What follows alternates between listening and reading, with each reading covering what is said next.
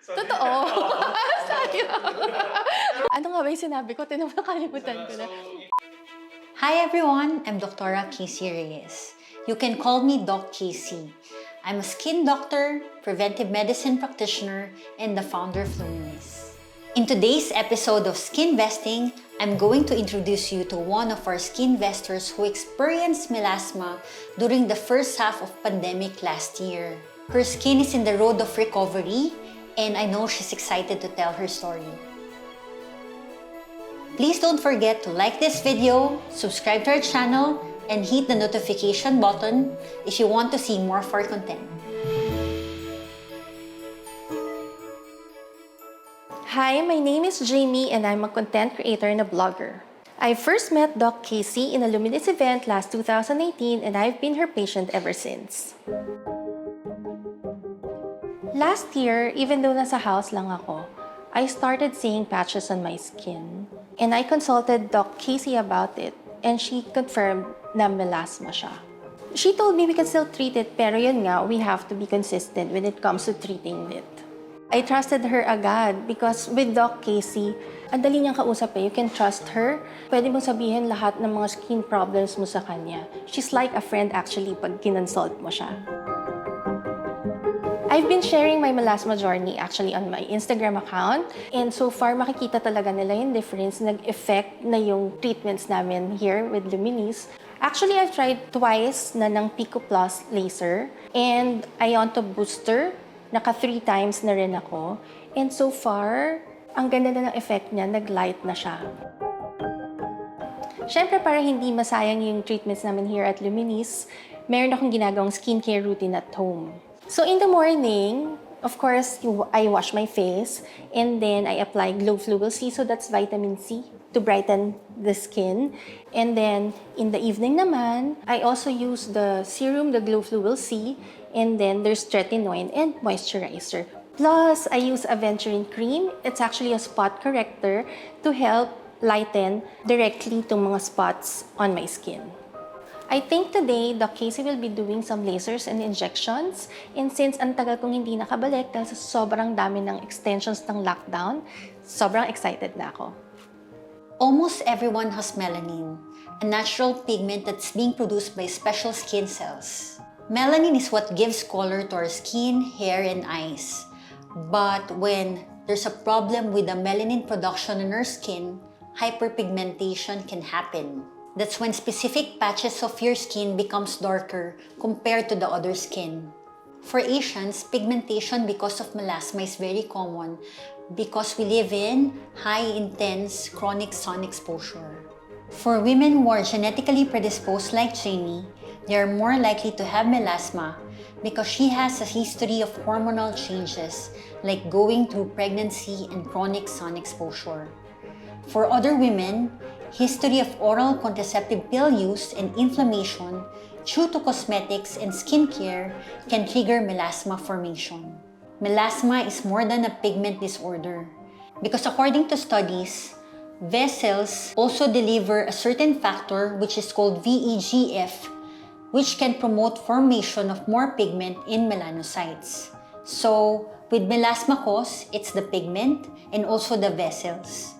Melasma is caused by hyperactivity of our pigment cells with the overproduction of melanin. It is also a photoaging disorder.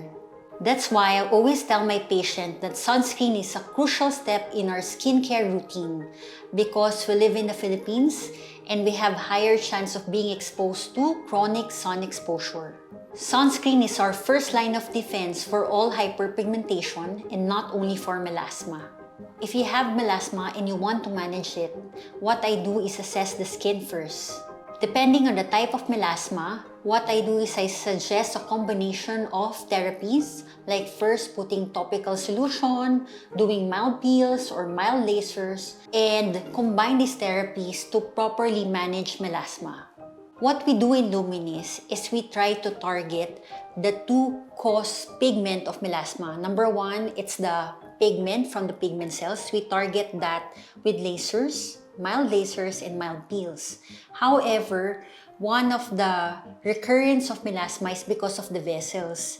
The vessels, it supplies a certain factor which is called VEGF factor. It supplies this to the pigment cells to form more pigment.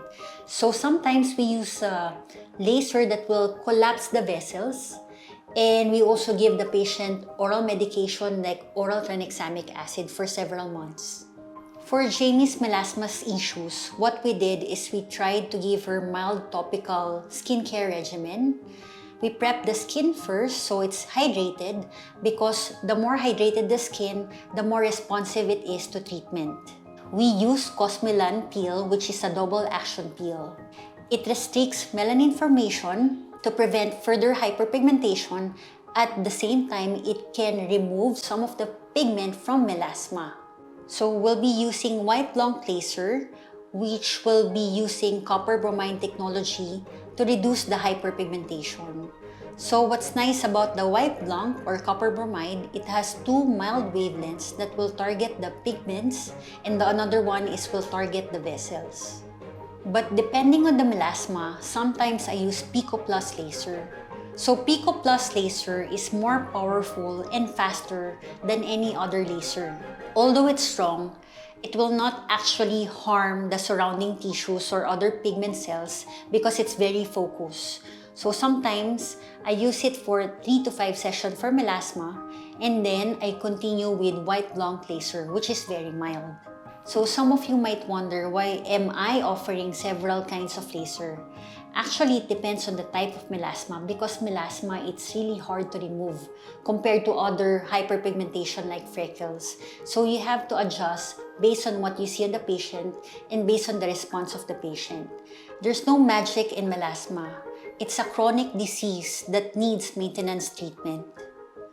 Combination treatments include avoiding triggers, protecting skin barrier, topical melanin inhibitors, oral treatment, and mild lasers are needed to control it.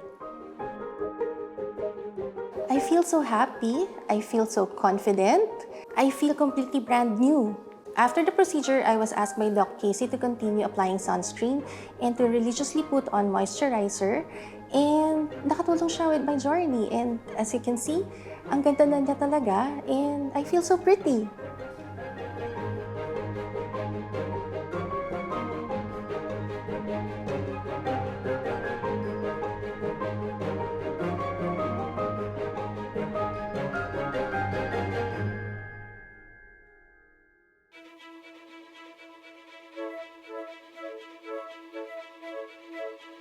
Whether or not you're prone to hyperpigmentation, you will benefit from sunscreen. It's the most accessible solution that we have for anti-aging. Because remember, the most common cause of aging of the skin is sun exposure. Here are the things that you need to look for in your sunscreen. Zinc oxide. So zinc oxide is one of the most effective physical sunscreens. Iron oxide is really nice if you have melasma because it helps keep sunscreen formulas from leaving a white cast on the skin.